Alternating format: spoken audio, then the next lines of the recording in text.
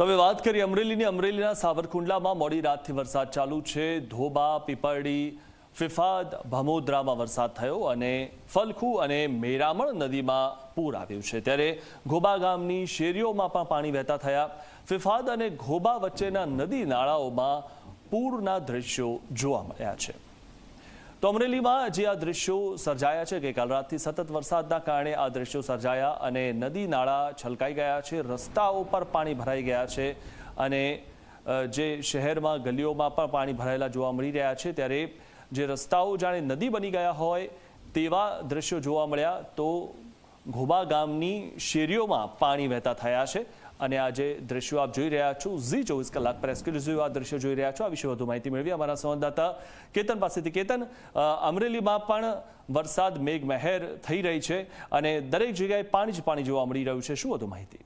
બિલકુલ મિથુન, ગઈકાલથી જ અમરેલી જિલ્લામાં વિધિવત રીતે ચોમાસું બેસી ગયું છે। ખાસ કરીને અમરેલી જિલ્લાના મોટાભાગના જે તાલુકાઓ છે તેમાં ગઈ રાતથી જ વરસાદ આવી રહ્યો છે। આજે સવારે સાવરકુંડલા તાલુકો અને આસપાસના જે ગ્રામ્ય વિસ્તારો છે તેમાં ત્યાં ધીમી ધારે તો ત્યાં ધોધમાર વરસાદ વરસી રહ્યો છે।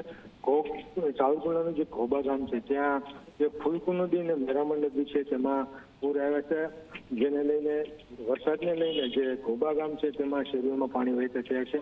તો રાજુલા અને આસપાસના જે ગ્રામ્ય વિસ્તારો છે તેમાં પણ વરસાદ છે। ખાસ કરીને રાજુલાના ડુંગર અને જે સ્થાનિક નદી છે તેમાં પણ પૂર આવ્યું છે। આમ અમરેલી જિલ્લામાં સતત 2 દિવસથી મેઘમહેર થતા ખેડૂતોમાં ખુશી જોવા મળી રહી છે। જી આભાર કેતન, માહિતી આપવા બદલ। તો આજે દ્રશ્યો આપ અમરેલીના જોવા મળી રહ્યા છે ને ઘોબા ગામની શેરીઓમાં પાણી વહેતા થયા હોય તેવા દ્રશ્યો જોવા મળી રહ્યા છે અને જ્યાં જુઓ ત્યાં પાણી જ પાણી જોવા મળી રહ્યું છે। ત્યારે ખેતરોમાંથી પણ પાણી વહી રહ્યા છે, શેરીઓમાંથી પણ પાણી વહી રહ્યા છે।